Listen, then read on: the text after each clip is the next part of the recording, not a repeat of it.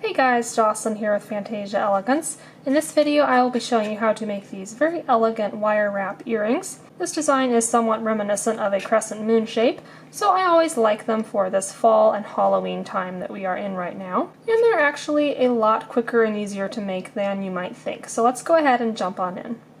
So let's take a quick look at the tools and materials you'll be needing. I'll be using your standard round nose pliers, chain nose pliers, flush cutters, and I will leave links in the description section below for the exact brands I'm using and where you can get those. That always seems to be a popular question. As far as wire goes, you'll be needing some 20 gauge wire and some 28 gauge wire. I'm going to be using round, dead soft, silver filled wire for the 20 gauge, and I purchased mine at Rio Grande. And I'll be using some fine silver for the 28 gauge. You can use, of course, any kind you like, as long as it is round, dead soft, in 20 and 28 gauge. And you might be wondering about these little bobbins that I like to wind my finer gauge wires onto.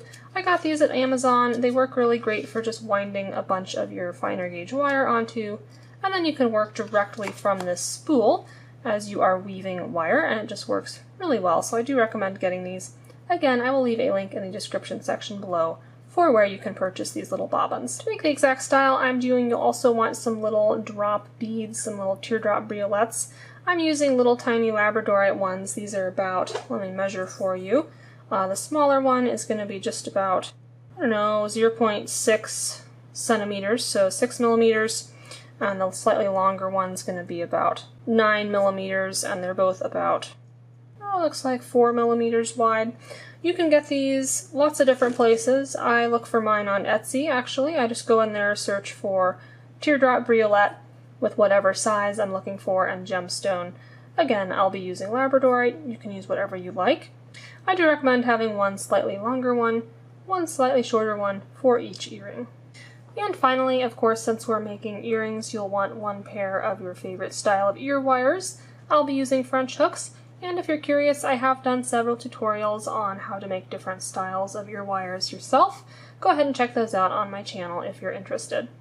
So as we get started, go ahead and pull out your 20 gauge wire. I've already cut some little lengths of that we'll be wanting here, so go ahead and cut those. For each earring, we're going to be using 2 pieces of 2 3/4 inch each. And for those of you in metric, that's going to be just about 7 centimeters. So 2 pieces that length for each earring. Now let's go ahead and just work with one of these lengths at a time for now. And pulling out our round nose pliers, we're just going to start on the very tip of the wire here and start putting in a little curling motion. I'm just going to bring that tip of the wire all the way around so that it touches itself. So we've created a closed little loop right there. And now that we've made that closed loop, I'm going to grab inside of it and just continue using it to curl this wire around, creating a nice little bend, open bend, just like that. And what we've created right there is the top of our little earring, as you can see right there. So now we want to curve this longer portion around to start creating the back of our crescent. So as you can see, we're going for that shape right there. So to do that, I'm again going to just grip with my round nose pliers and start gently curving this length the opposite direction. There we go. So we've got kind of a little swooping motion going on there now. Let me curve it maybe a little bit more. And then with this length here, we're going to curve it back so that both ends are going to the right-hand side. So let me grab the tip of that right here. And for this one, we're going to create kind of a tight little open spiral. So again, gripping on the very end, just wrapping it around to create a little open spiral. I want to spiral that further along, so I'm just going to grip inside with my round nose pliers and start curving that in just like so.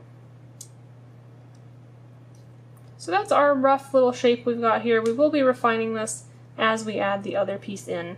So let's go ahead and make our second swirl like that. Again, taking our second piece of wire. Let me get that out of the way so it doesn't try and focus on it in the background. For this one, much the same. We're just going to grip on the very tip and start wrapping it around until it meets itself to make a little closed loop. This one we do want to make slightly smaller, so I'm going to squeeze that closed a little bit. And as before, I'm going to grip inside of that closed loop we just made and use it to start turning this around. Now for this one, we are going to curve it less of a distance than before, and then I'm going to take this length of wire here and start putting, again, a slight gentle bend in it there. And what we're doing with this piece now is creating this smaller portion that's going to sit below to form that part of our crescent. So as you can see, if we're doing that, then this little end here is going to swoop that way. So let me grab it with my round nose pliers on the very tip, and we're going to create a larger open spiral. So on the very tip, curling it around here. I'm just going to keep wrapping and wrapping, going around to create a larger open spiral. Alright, so we've got our two little curvy shapes here. Let me set them down. This is really the easiest way to position them up and make any adjustments that we need to. I'm just going to set them here and see what we're going for. And of course, as you can see, they are not meeting up quite how we want. So if this is what we're going for here with this one that I've already made, basically we want them to be, these two wires to be touching at this point and at this point right here, with a little crescent shape in between that we can form our wire wrapping in. So I'm just going to kind of inspect these, see what adjustments I need to make that happen. So if they're touching nicely at this point right up here, what adjustments do we need to make so that they're touching nicely at this point down here? So one thing we can try and do to improve that is to take this right hand piece and put a slightly sharper bend in right here so that it's traveling further left to touch right here. And then also what is throwing this off slightly is the size of this little swirl right here, because that needs to sit below this little swirl up here. So to make that fit together better, I could either make this little swirl smaller, or I could make this little swirl slightly bigger, which I think I will go ahead and extend the length of that a little bit. Just so. And now I'm going to check that it is the same length as my earring that I've already made, so that these will both be identical. And that's looking like a pretty equal length, so I'm pretty happy with that. Let's go ahead and get this one out of the way. So again, this is the overall shape you're going for with your two wires. Yours doesn't have to be exactly like mine, of course, as long as they fit together in a way that you like how they look, and you have a connecting point here, a connecting point here, and these two swirls are touching each other, so you can connect there as well. And then you'll want this little open kind of half moon shape in here. So let's start connecting these together. I'm going to pull out that 28 gauge wire and pick these two pieces up, and this is where we start the wrapping. So basically you can start at either of these 2 points. I'm going to start at this one right here. I'll use my left hand to just hold these pieces together, holding over those 2 swirls. I'm going to take my 28 gauge wire, I'm going to wind a little bit off the bobbin here, and we'll just start using it to wrap this point right here, going over both of those wires. So to do that, I'm going to give myself a little bit of a tail, just enough to hang on to. I will lay it over the point where I want to start wrapping, and I'll use the thumb of my left hand to secure it in place, so that I'm now holding with my left hand that little tail and those 2 wires. And then I'll just start wrapping this around a few times. I'm being careful as I go with these first couple wraps. You'll see me repositioning where everything is sitting, so that I don't wrap it into a spot that I don't actually like. After I get a few wraps in there, I will just come in with my chain nose pliers, squeeze everything down, make sure each wrap I've made is sitting right next to the previous one, make sure it's flat and snug, and then we'll wrap a few more times.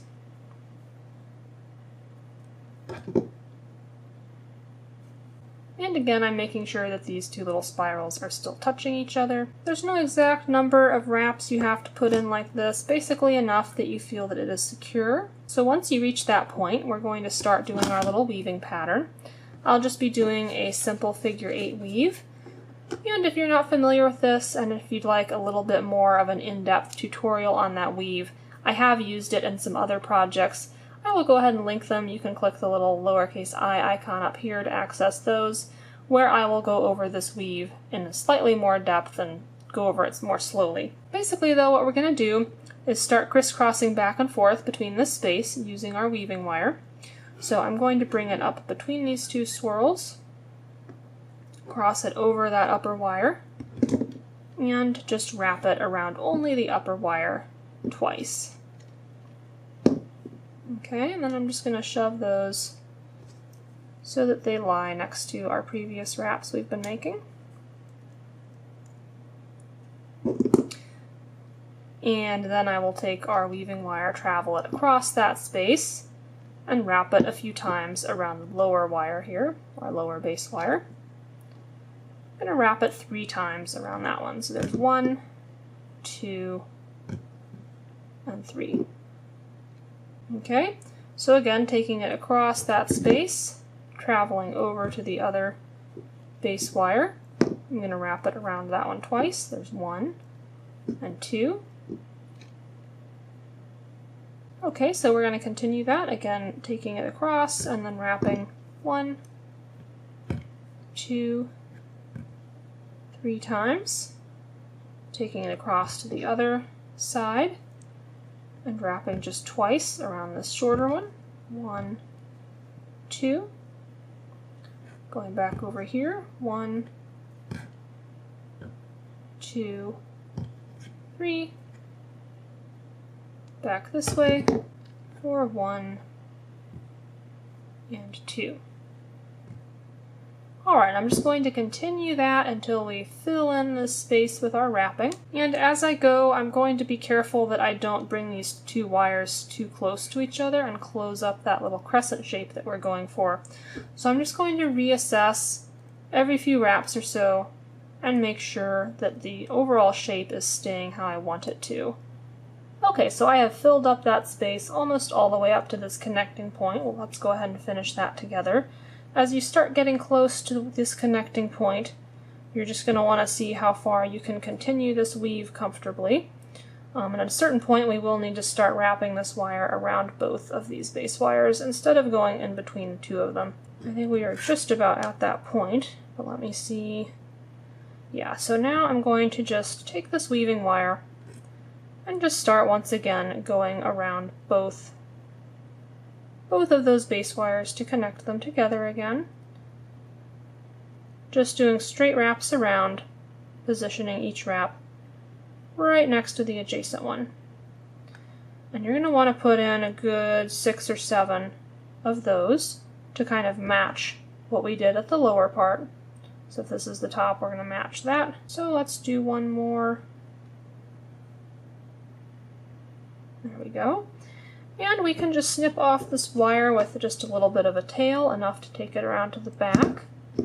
And then you'll want to push that on down with your chain nose pliers to kind of secure it in place and make sure there's no loose end that could catch on something and unravel all of that weaving we just did. Same thing down here where we started. I'm just going to snip off pretty close to our design and use chain nose pliers to flatten that on down. Again, so that there's no loose wire that can catch and come free. So that's what we have so far. At this point, you might want to refine the shape of these swirls down here.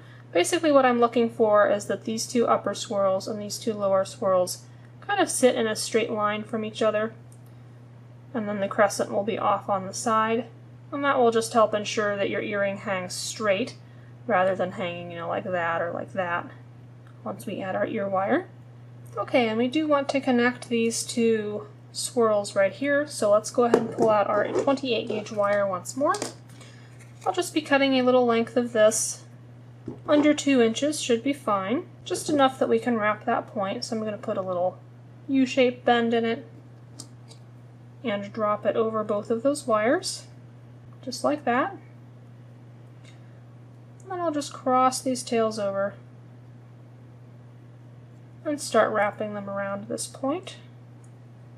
And you can feed them down through that space as needed to wrap around here. I'll just place a good, 6 or 7 wraps. Just to attach and secure and further stabilize this whole piece. So I've got a few in there. Let's switch to this other tail, this longer tail now. And once you have enough wraps in there that you like how it looks and is secure, let's switch over to the back. And we can snip off these extra tails. There's 1 and 2.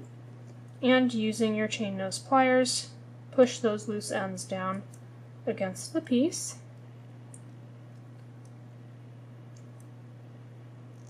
There we go, and you can check with your finger that there's no loose end sticking up. So we've made our crescent shape with that weaving. All we have to do now is add a few dangle beads if you like. Of course, if you're happy with how this looks already, you could just go ahead and add your ear wire, but I'm going to go ahead and add some little dangle beads so that it will match this other one I've already made. So go ahead and pull out your little teardrop briolette beads that you'll be using and the 28 gauge wire. We'll just cut a few lengths of this 28 gauge wire to attach these drops onto our design. You don't need a whole lot, maybe 1.5 inches or so for each, so I'll just cut 2 lengths here. So 2 little lengths, and again, that's just about 2 inches or so should be good, or a little over 5 centimeters. Doesn't have to be exact. Let's go ahead and do the longer teardrop first. So I'm just going to feed that 28 gauge wire through there. I will cross both of these tails slightly unevenly so that one is longer than the other. I'm just going to cross them over so that they go over the top of that little bead. And then go ahead and take your longer length tail, take it so that it's going straight up in a line with the bead. And then the shorter tail we're just going to wrap around, kind of around the shank of that longer one a couple times to secure this wire around the bead.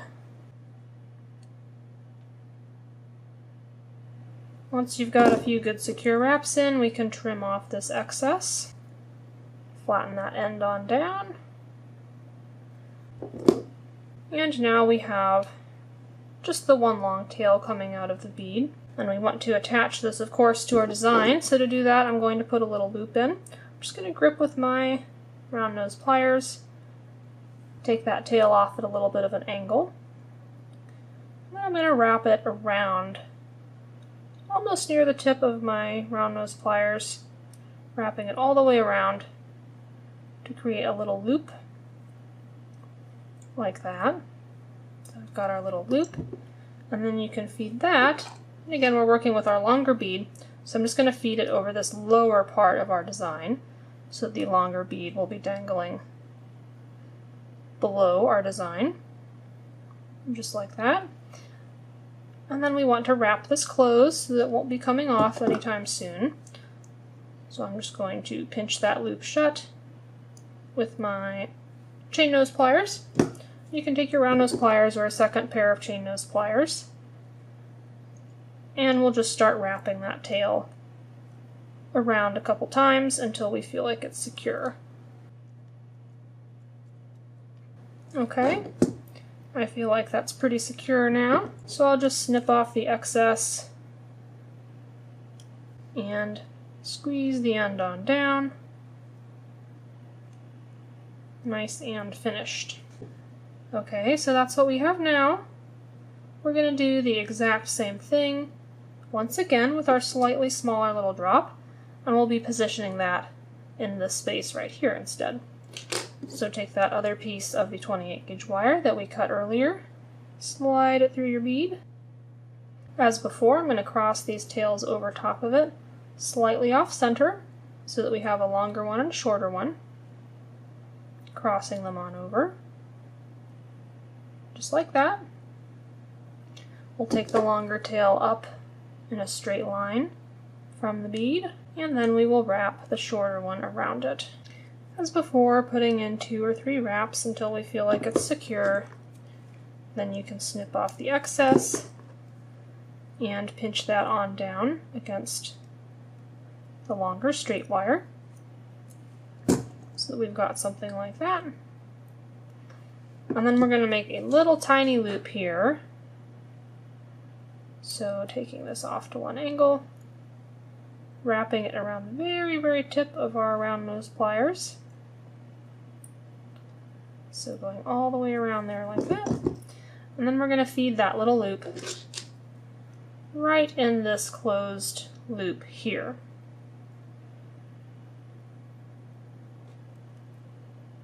Just like that, so that it's going to hang in that space there.